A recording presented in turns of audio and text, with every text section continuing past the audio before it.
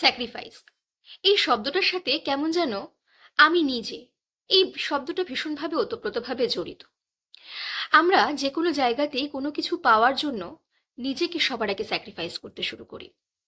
কাকে পেতে গেলে আমাকে ঠিক কতটা ছাড়তে হবে আমরা কিন্তু সেটা দেখি।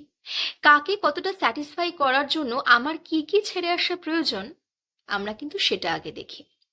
কিন্তু আমরা কখনো এটা দেখার চেষ্টা করি না যে অপোনেন্ট হয়তো এমনও হতে পারতো যেমনটা আমি, অথবা আমাকে হয়তো সে সেভাবেও অ্যাকসেপ্ট করতে পারতো যেমনটা আমি নিজেকে অ্যাকসেপ্ট করেছি।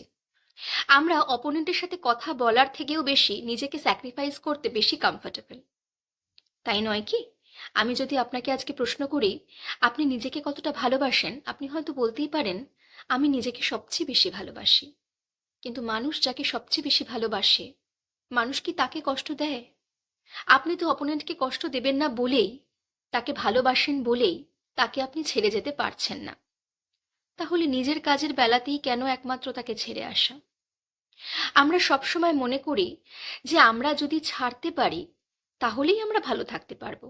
নিশ্চয়ই ছাড়তে পারলে ভালো থাকা যায়, কিন্তু কিছু জায়গায় নিজের ভালোবাসার কাজগুলোকে যদি আপনি একটু একটু করে ছাড়তে থাকেন, নিজের ভালো লাগাটাকেও বা নিজের ভালো থাকাটাকেও কোথাও গিয়ে ছেড়ে দেওয়া হয়। আর নিজের ভালো থাকাটাকে যদি আপনি ছেড়ে দেন, অন্য কাউকে ভালো রাখাটা কি সত্যিই সম্ভব? আমরা প্রত্যেকেই কোথাও না কোথাও গিয়ে ভীষণ অভিনয় করে ফেলি যে আমি খুব ভালো আছি, আমি অপোনেন্টকে ভীষণ ভালো রেখেছি। আলটিমেটলি কি সত্যিই আপনি ভালো আছেন? নিজের ভালোবাসার কাজগুলোকে ফেলে ভালো থাকা বোধহয় যায় না। তাই স্যাক্রিফাইস করার আগে একবার অন্তত ভাবুন, একবার অন্তত কথা বলার চেষ্টা করুন। নিজেকে সব জায়গায় ডাউন করবেন না, কারণ একটা সময় পরে গিয়ে হয়তো আপনি দেখবেন সবকিছুই হয়তো আপনার থেকে চলে গিয়েছে, কিন্তু আলটিমেটলি আপনার জীবনে যেটা পড়ে রয়েছে তা হলো একরাশ আক্ষেপ। কারণ শেষ দিন অবধি আপনাকেই নিজের সাথে থাকতে হবে, এবং যেই মানুষগুলোর জন্য আপনি স্যাক্রিফাইস করছেন তারা হয়তো আপনার সাথে চিরকাল নাও চলতে পারেন।